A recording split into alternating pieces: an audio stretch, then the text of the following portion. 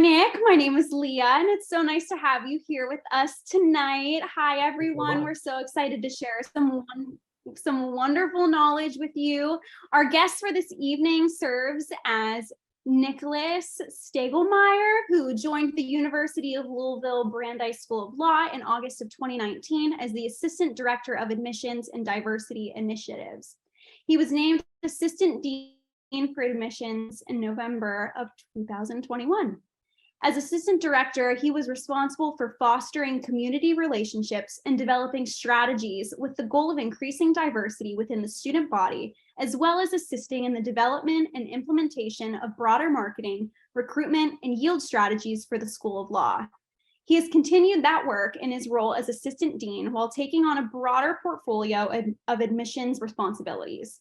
Before coming to Louisville, Stiegelmeyer spent 6 years working in the Office of Admissions at Northeastern University School of Law, where he served as Assistant Director of Admissions.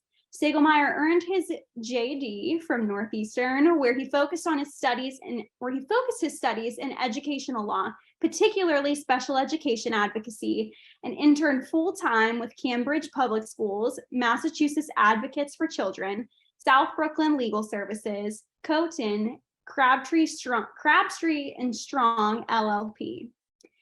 A Kentucky native, Stiegelmeyer returned to his home state after nearly a decade to establish his professional roots and reaffirm his personal ones. So thank you so much, Nick. We are so happy to have you here. And again, everyone, I am Leah.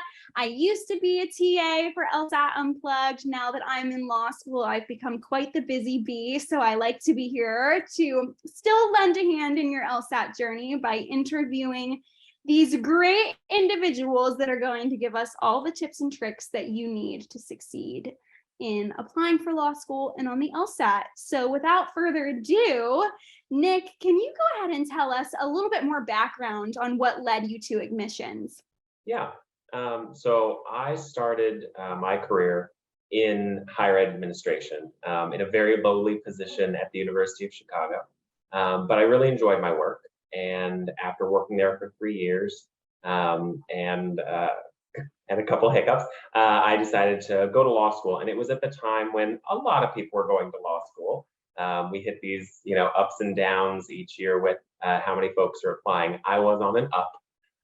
And so I had gone to law school potentially with the idea that I could shift my career path into practice, but also possibly with the idea of staying in higher ed administration, but with a new credential. And since so many people did go to law school, a lot of people were looking for legal jobs, and it was a little quicker to get a job back in higher ed. So I stuck with it. I started out as sort of a seasonal recruiter, which some folks will see on the road this fall, I'm sure, for various law schools, where a recent grad goes to fairs and speaks with potential students. And from there, I was hired on in an operations role, continued on an assistant director role. But then, as you mentioned, moved back to Kentucky, where I'm from, to continue my career, but also be a little closer to family. Yes, well, we love that. And I loved getting to chat with you during my LSAT journey. It's nice to see you again. Absolutely. Nice seeing you too. Y'all need to apply there, hint, hint. So, Nick, can you tell us this burning question that all law school applicants want to know is, what does it take to stand out amongst other talented candidates? Yes, and it's a tricky question because there are a lot of ways that people can stand out that aren't for the reasons I think they're going for. Because a lot of times, when I'm reading an application, I'm looking for application materials, it's not necessarily that I need someone to knock my socks off. Some people will, because they'll have really exceptional aspects to their experiences, and that's fantastic. But for most people, they're not necessarily gonna make me sit back and go, whoa, I've never seen this before. Actually, they've done their job if they make me sit back and go, wow, what a well-crafted application that was. What a well thought out personal statement. What a, they obviously worked hard in their studies so far. They worked hard preparing for the LSAT. They at no point did something that really called into question their judgment. They were pleasant if they spoke to me on the phone. All that stuff matters. And so it's not necessarily that anybody has stood out because they've done something specific and special and amazing, so much as that they have not done something that I remember for the wrong reasons. So one thing I will say that does help someone stand out, which is easy to do in a certain sense, but I mean, it does take a lot of time and effort, is that they really were careful on their application, proofread it, made sure that it was squeaky clean, no typos, make sure that when I asked a question that the answer I received was accurate. And so even little things like that just show that the person has a level of care that's going to serve them well in law school and also as they continue on in their legal career, because it's very detail oriented as a field. And so seeing that someone can pay attention to those details is really, really nice. But I never want anyone to think, I know I would have thought during the application process, like, oh, I don't know, I don't feel like I'm very exceptional. I don't feel like I've had some amazing story to tell and a narrative of my life that's gonna change someone's outlook on the world. And so I thought, does that mean I'm boring? And no, it means most people, it means that most people have a very, they do have cool experiences. And even if they don't think they're special, they probably are pretty special. And as long as they can communicate that effectively, they're doing their job. Yes, I've got the same question whenever I was a teacher for LSAT Unplugged, and it was, so what I'm trying to write my personal statement, I'm trying to write these essays, and I don't know what to write about. And I tried to tell them, it almost, and to be careful with this, but my advice was, it's not necessarily about what you write about, it's how you write about it. It could be something that you think is one so minuscule and minute, like in a day in your life, that taught you a lesson that you've carried out through your entire life that you can apply to a legal career. It can be something as simple as, I don't know if you remember mine, turning on the Today Show every morning as you got ready for school. Yeah.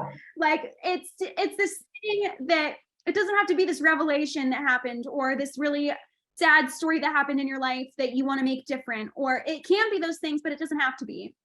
And so I agree that I love the answer of having just a well-crafted application, because I think people just try and, and things interweave, and it takes a lot of formulating and being poignant. And as a law student for 3 weeks, I can tell you that being concise and getting to the point is very important in the essence of saving time amongst others.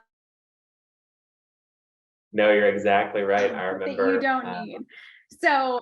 Yeah, I was gonna say, I remember when I was in law school having to learn conciseness as a real skill that I thought I had a good handle on, and then I got to legal research and writing, and the professor was like, this is 15 pages, but you only have 7.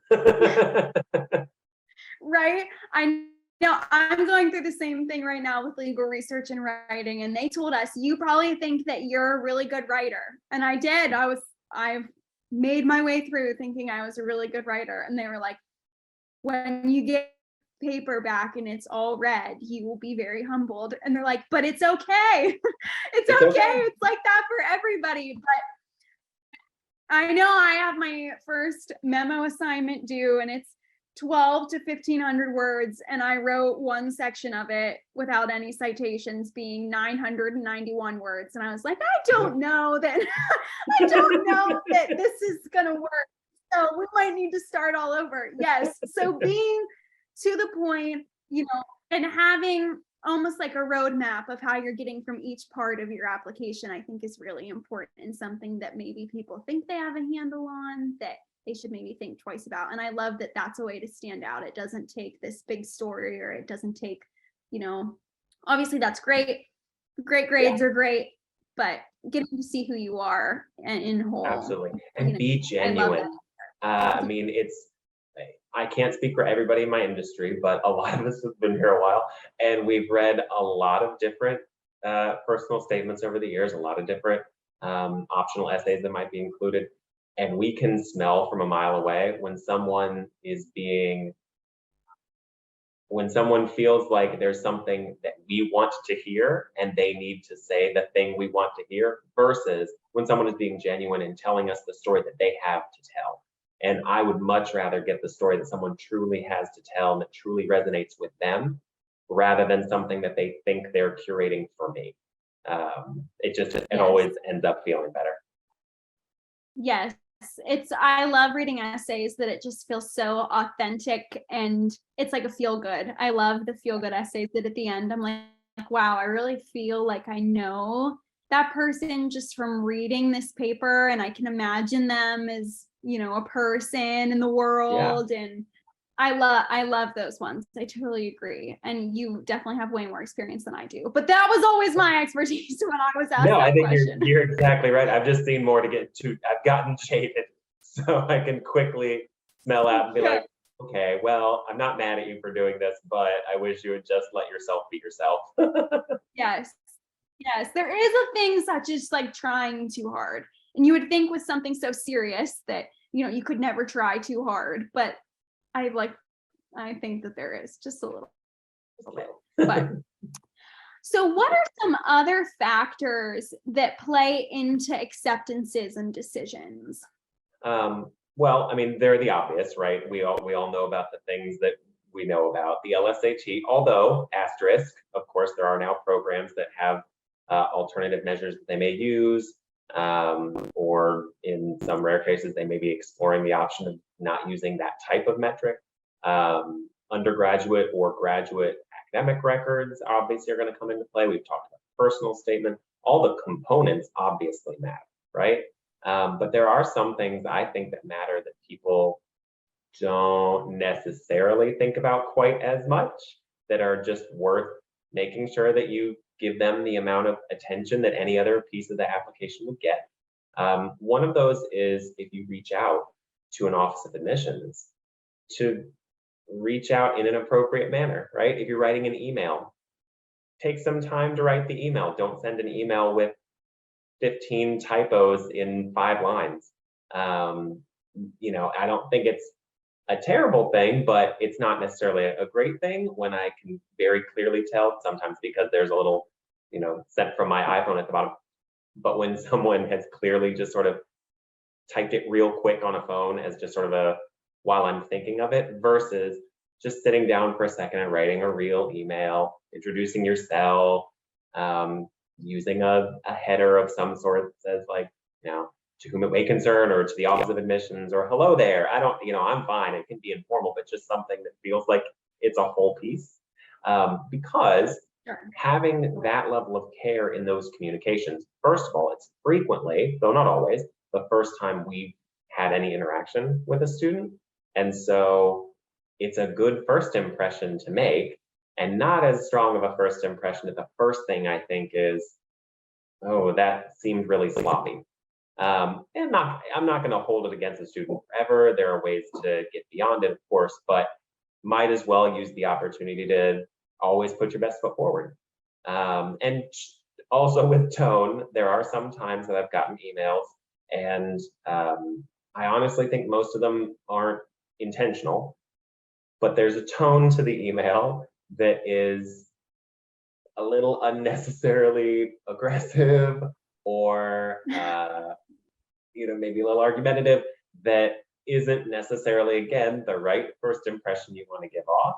So the same way that someone might use the opportunity to give their personal statement to a trusted friend or family member, or someone who they think their feedback would be valuable, it's not a bad idea to just let someone take a quick look at an email that you were thinking about sending, just to make sure there's nothing in it that really stands out to them as, ooh, you sure you want to put it that way?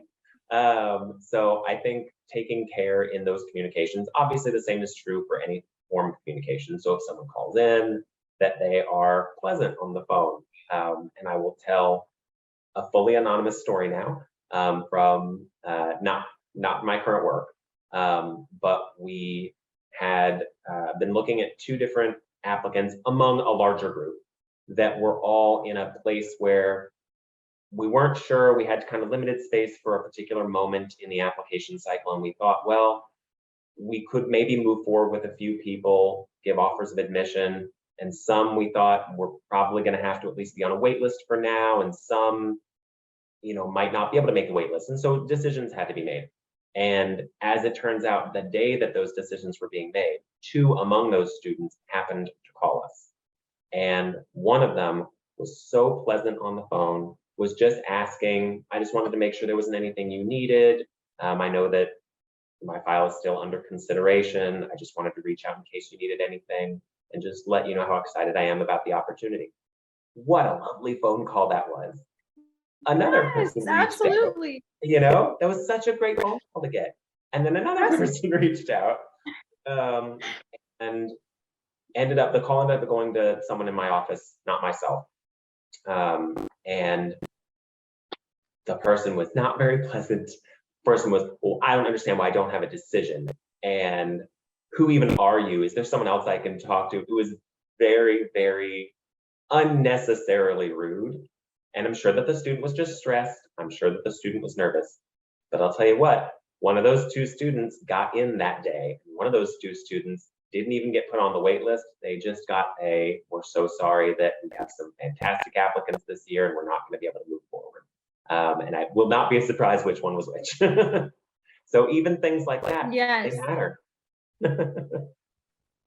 and there's a couple parts of that I want to comment on. The first one being that a lot, from personal experience, a lot of schools don't do interviews anymore, whether this is a post-COVID thing, whether it's not, this is just how it is. They don't happen really anymore. So you need to take every opportunity that you get to speak with anyone from the admissions office as this opportunity as your interview. You might not be asked questions like you would be in an interview, but the way that you would conduct yourself in an interview is how you need to conduct yourself when you're on the phone, whether you're just calling to ask a question, whether someone's calling you to ask a question. I know that I needed another transcript from a school, how you communicate that way is also really important.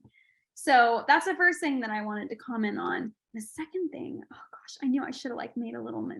Maybe it'll come back to me. Maybe it'll come back. I'll comment on your comment and maybe that'll inspire the other one to come back. Perfect.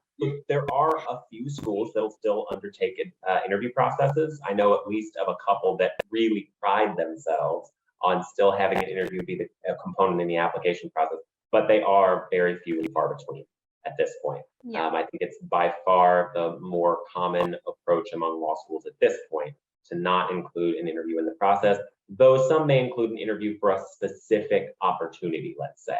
But for general admission, they're unlikely to. And so you're absolutely right. Every time that a student is in some way interacting with us over the phone, if it's in person at an event, which over the last couple of years were limited, but this year seems to be coming back into style, or if it's over a Zoom call or even just email. Every one of those is an opportunity to think of it as offering the same possible benefit that an interview would offer for them getting to know you, them getting to see how you comport yourself, that you are appropriate and professional and interested and enthusiastic, and all that is wonderful to see and does carry. There have certainly been times when someone on an admissions committee recalls a time that they interacted with someone and said, oh, I remember this person, they were fantastic. And it comes into play, it comes into the overall package that we're looking at. Absolutely, and I thank you for repeating that, because now I do know what I was Oh, there you go. And it was perfect. I love that it worked out that way. We love when a plan comes together. But Absolutely. when I have been sitting, the first thing that they told us at my law school orientation was, all of these people you may think are your competitors, they are not. Because when you go, these are the people that you're going to be working alongside, and you're going to want to reference them, and you're going to want their help, and they're going to want your help. And everyone is going to remember how you treated each other in law school. These are your colleagues. This isn't your competition. These are your colleagues. And I just think about that now and how anyone communicates getting into law school. Like, this is when you should start practicing. In law school is very stressful. I can tell you that firsthand. And besides how stressed you are, like, how you treat people it's so vastly important, and how you communicate. So practice now these skills that, we all have bad days, but how you communicate with everyone is really important, and people will remember that. So moving forward, I love that. So do you have a specific process that you go through when you look at an application?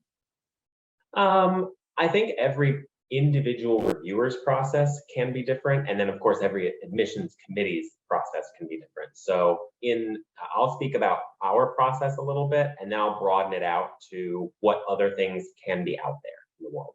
So for our process, we have a committee that's made up of professional staff and faculty. And when a file is complete and ready for review, so it has all the components that we've asked for, at that point, it could move forward to the committee for review. And at least 2 reviewers will review every file, though some files may end up getting additional reviewers when more of a conversation is to be had. And when I'm reading a file, I typically open up. So when you apply, as you know very well, you're basically giving us 2 chunks, right? You're giving us the electronic application chunk where you have actually submitted it with your personal statement, with your resume, that sort of thing. And then there's this credential assembly service chunk that comes together that includes the transcripts that you sent into LSAC, your LSAT results, your LSAT writing, and letters of recommendation. So I bring up the 2 chunks, and I tend to start with the electronic application, because as far as I'm concerned, that's the thing you submitted. That's where I get to know you, the person, and I want to get to know you, the person, first. So I read through the application to just sort of get a sense for, what am I looking at here? What would this person, what experiences would this person be bringing in? If it's someone from out of state, say, I don't know, let's say they're from Pennsylvania. I'm thinking, okay, well, I don't get a lot of people that have the experience of someone from Pennsylvania. So that's something that intrigues me and I want to know more. And so I'm digging into all of the pieces that way. And then I get to the personal statement, the resume, any optional pieces that are written that the person may have included. And those help me really get to know, who is this person? What have they decided are the most important things, or at least important things that they wanted to share, and help me get to know them. So that gives me a really good sense. And then I turn over to the credential assembly service report to see, okay, how has that borne out in the success they've had in various different sort of arenas, in the LSAT, in their undergraduate work, if they have graduate work, how has that gone, and what have they been able to achieve there? The letters of recommendation, when I'm looking at them, I'm expecting them to be positive. So that they are positive is not a surprise to me, but sometimes what that recommender has to say can really help me flesh out a little bit of something, or help me see a little bit more context. With those letters, I like to remind students, you are applying to a professional educational program. And so letters that are professional or academic in nature are the ones we're really asking for the most. Things that are truly personal aren't what I was trying to get at. And so they just don't help as much. But all of those pieces put together help me just get to know more about the student. Now I have to be mindful how all of those interact with all of the things that are going on and with the pool I have. If it turns out that, I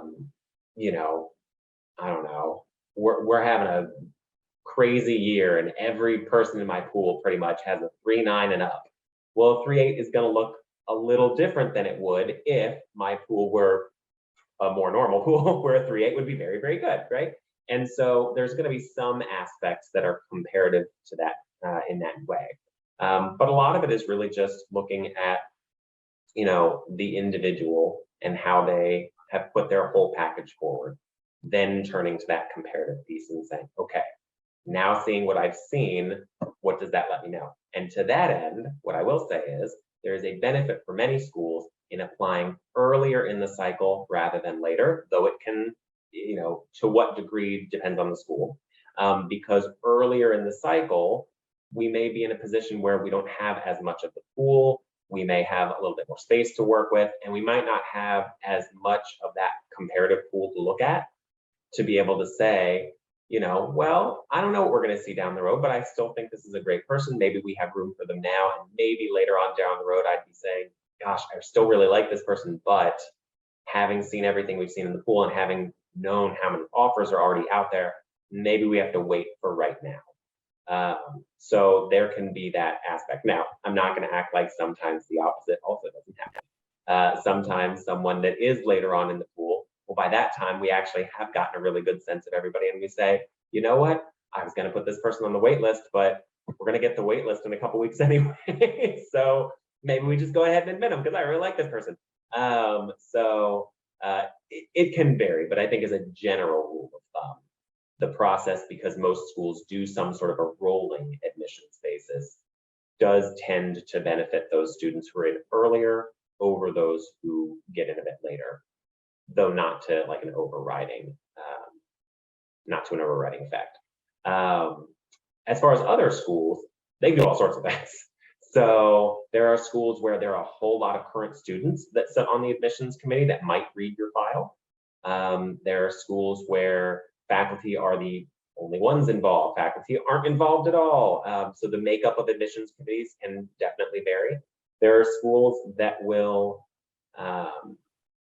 sort of have not exactly cut scores, but ideas of when a score is at this level, what does that mean? It doesn't mean it's prevailing, but at least it gives them a sense of where to go from there.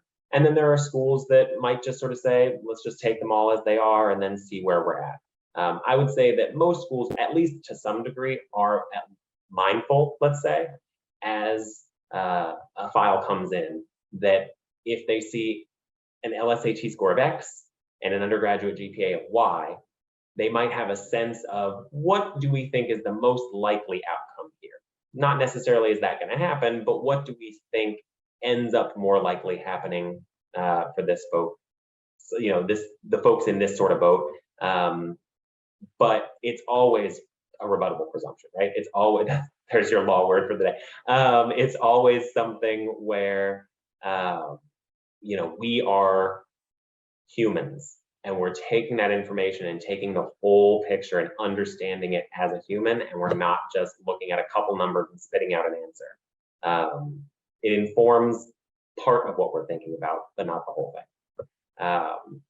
But yeah, and then you'll get processes where it goes through sort of a cascade of readers. One person reads, then another person reads, then another. You'll get ones where everybody reads the same file, and then that whole committee comes together to talk about it.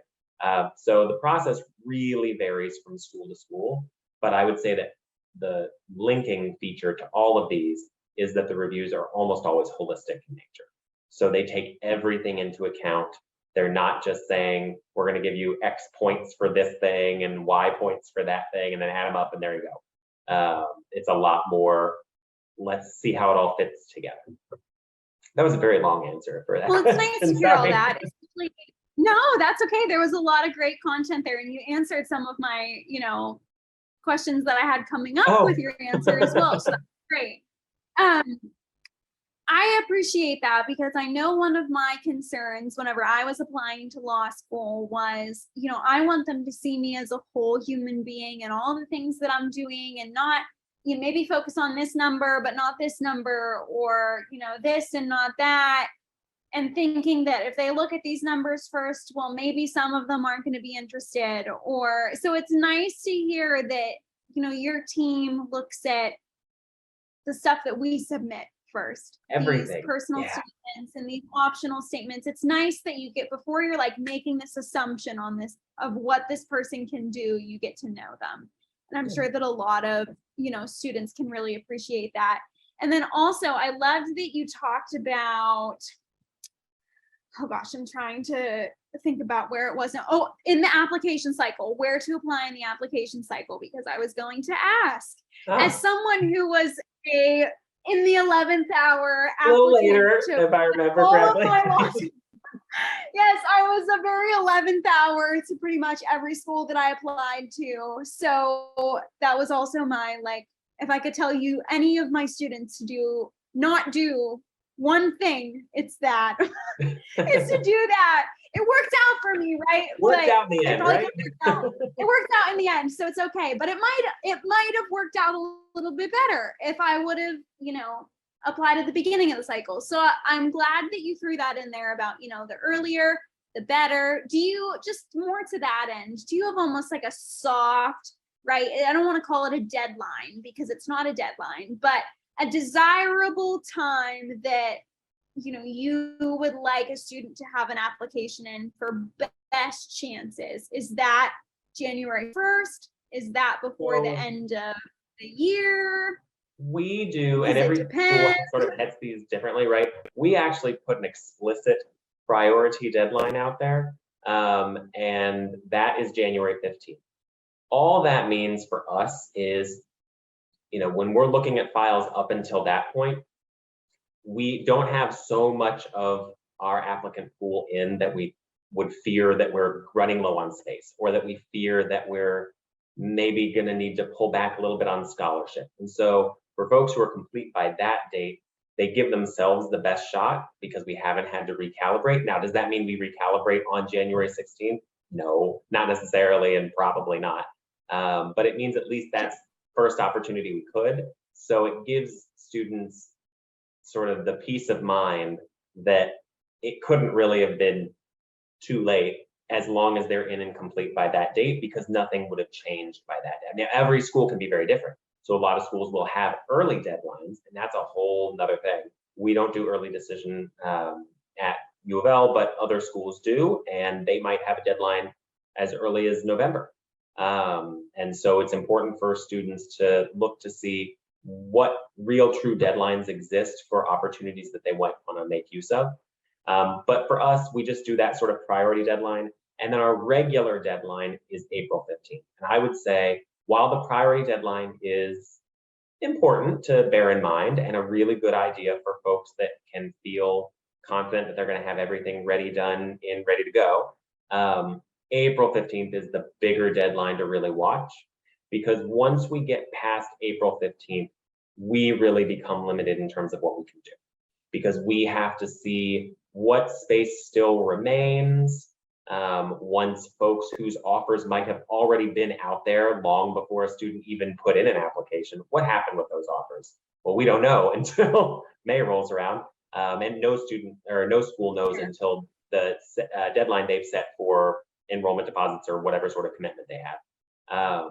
And so, it's just after you get past April 15th, we sort of have to cool our jets. And that might mean, and for a lot of schools, it does mean not giving out any more scholarship money, just because at that point, it may be, there's no money left in the coffers. So I would say that's the real one that students make sure you're in by for us, but for every school, it's going to be different. I would say, as a rule of thumb, though, what I think is nice about priority deadlines or anything that's in, the January, February range is, for my money, it's just nice for a student that they get to feel the weight lifted off their shoulders, that they got it in, it's done, it's in there, they don't have to think about it anymore, especially if they can do that heading into the winter break, or using the winter break to afterward feel like they can just sort of now focus on what they need to do in their spring semester if they're still in school. I think that can just be a nice feeling to know that it's in, done, you got it, everything's great. But also realistically, for a lot of students, they need a little bit more time to get everything ready and feel prepared and feel confident putting in that application, and that's okay too. But do try to make those regular deadlines. That said, most schools, though maybe not all, will still accept applications past what may be a posted regular deadline, up until a certain point. So we actually take applications until July 15th. So That's another 3 months that someone can put in an application, and it's still fully considered. It just, there might be a limitation in terms of what we have to work with in terms of space. Sure, sure. I like that you talked about scholarship money too. You know, the sooner you apply, the more access to the goods you might have, then, you know, and that might be a really big determining factor. You know, in one school you might get one award, and then in another it might be a little bit less, and you might be like, wow, you know, I didn't really anticipate that, but maybe that works better for my situation. And Yeah. you know, no one wants to be in debt, so Yeah, that's no, one and, thing to take into consideration. and actually, I have a really good little tidbit for students that are out there once they get to the point that they're looking at scholarships and things. Just remember, it's an easy step to skip. Remember to do the math. And the reason I say that is some students I know I had to talk with just to help them see, and other students 100% knew from the jump, so it's not everyone. But I had to help them understand, yes, you're looking at these 2 scholarships, and they might not even be mine, because I'm always happy to help a student, even if it's not that they're really looking at my school at this point. They're just sort of looking and they want some help. So they might be looking at these 2 offers, and they're saying, well, school A gave me $30,000 a year. School B only gave me $10,000. So school A is giving me a better scholarship. And I asked them, what's tuition at the 2 schools? And they say, well, I don't know. And I think, well, then do you know that school A is giving you the better deal? Because if it turns out that school A's tuition is $60,000, but school B's tuition is $30,000, well, 60 minus 30 is 30, and 30 minus 10 is 20. So school B still ends up being $10,000 cheaper, even with a lower number as the scholarship. So just make sure to do the math. That doesn't mean that the cheaper, I hate using that word, the less financial obligation. It doesn't mean that that's necessarily the right answer. It could be. It could still be that school A offers really great opportunities that you want to make use of, and you're willing to pay the additional money to make that happen. Great. You know, I don't want to make anybody feel like the calculus they're using to get to their right path is anything other than valid, because it's valid if it's valid to you. But just make sure you're doing the math so that you're not accidentally thinking, oh, great, I got this big, big scholarship. Like, right, on a very, very big bill. So pay attention to it. Yes, I agree.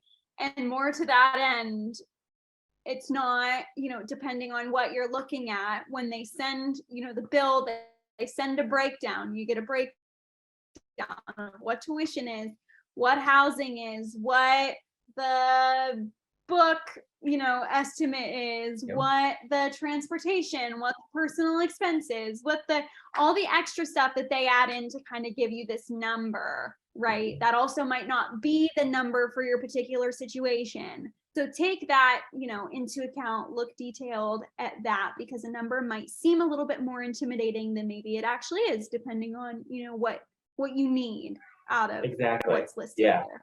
Folks do often look at that cost of attendance and they think that's what the school is going to bill them. And it's like, no, that takes a lot of things into account. And if, let's say, you have a connection in a particular location that allows you to save on rent in a way that turns that room and board into a much smaller number for you than they have estimated, that can have a significant impact. So always take that number with the understanding of what it is.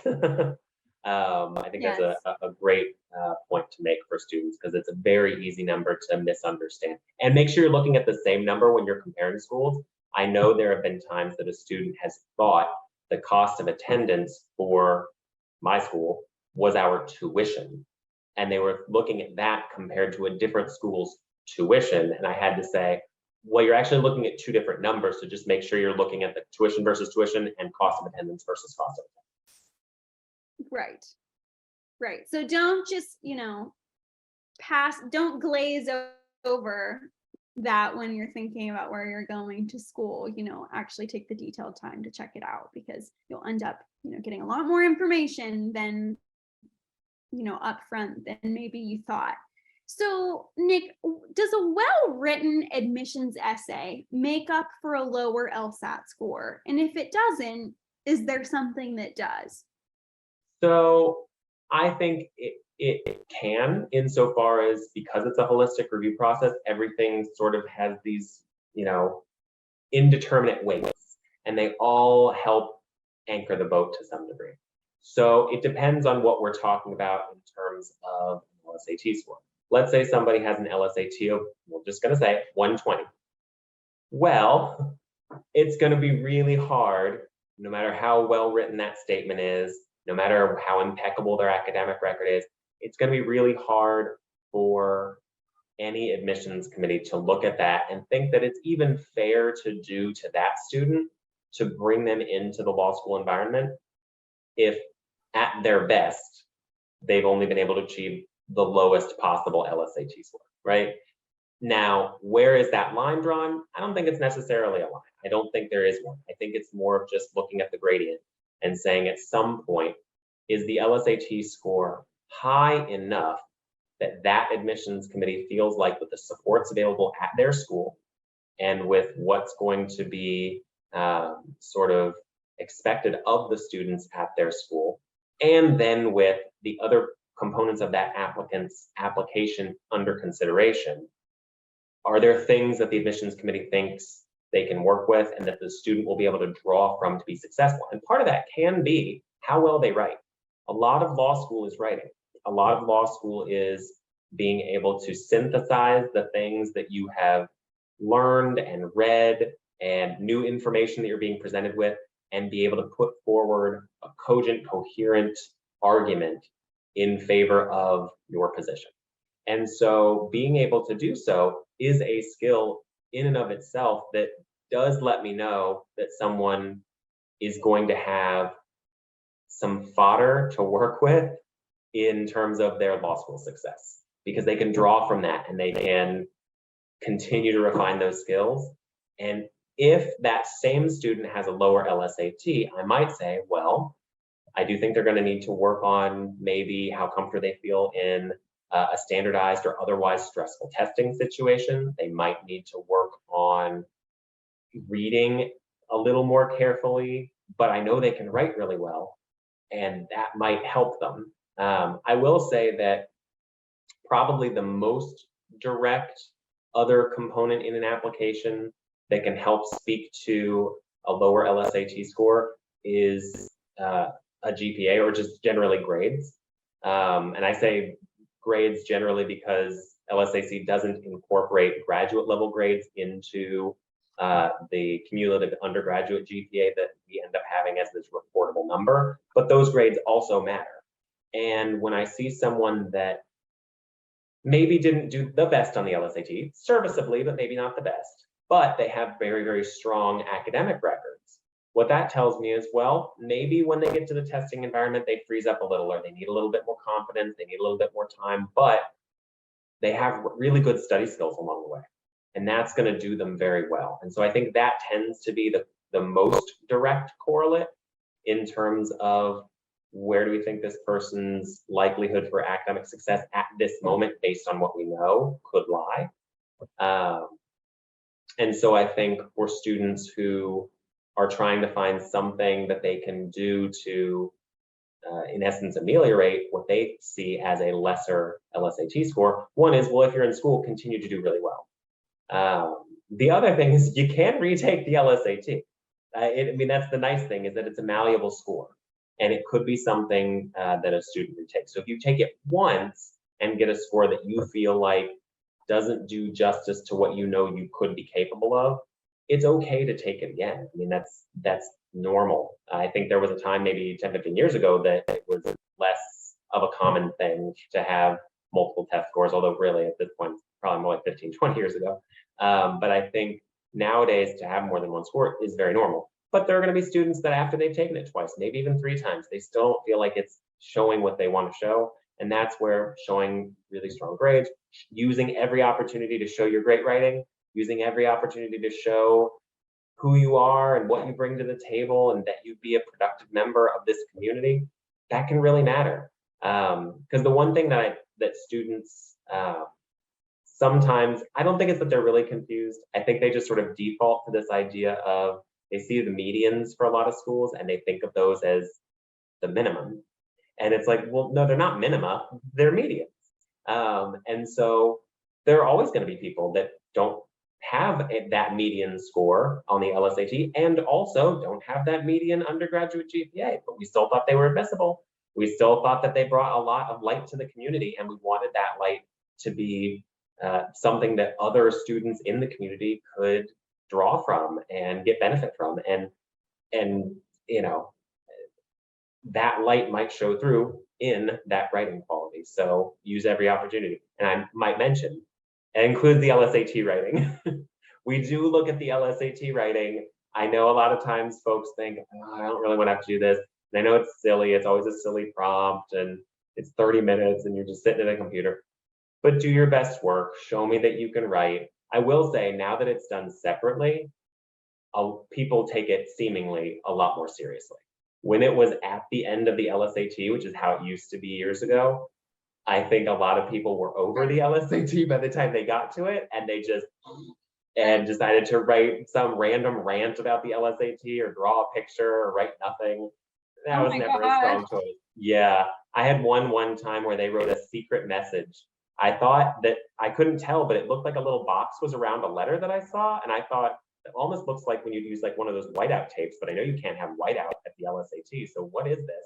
And then I saw another one, and then I saw another one, and I thought, is this a message? And it was a message. And I believe the message was something like, this is so stupid, which bonus points for creativity. But yeah, oh my gosh. See, as someone who's like type A perfectionist, I'm sitting over here like, I know, close your heart. I would never, I feel like I take everything too seriously. Oh, that's crazy. Well, Nick, as our final question, what is your favorite part about being on an admissions committee?